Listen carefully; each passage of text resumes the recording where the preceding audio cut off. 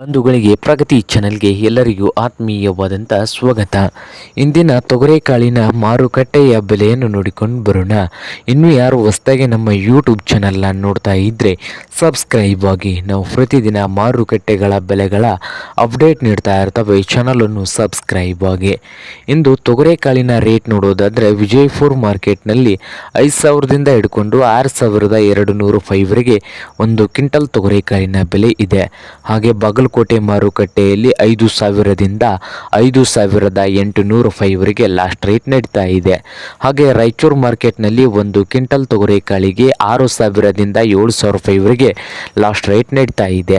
ಹಾಗೆ ಸೊಲಾಪುರ ಮಾರ್ಕೆಟ್ನಲ್ಲಿ ಬಂದು 6,000ದಿಂದ ಹಿಡ್ಕೊಂಡು 7,000 ರೂಪಾಯಿವರೆಗೆ ಸೊಲಾಪುರ ಮಾರ್ಕೆಟ್ನಲ್ಲಿ ಒಂದು ಕ್ವಿಂಟಲ್ ತೊಗರೆಕಾಳಿನ ಬೆಲೆಯನ್ನು ಹೊಂದಿದೆ ನೋಡಿ ರೈತರೆ.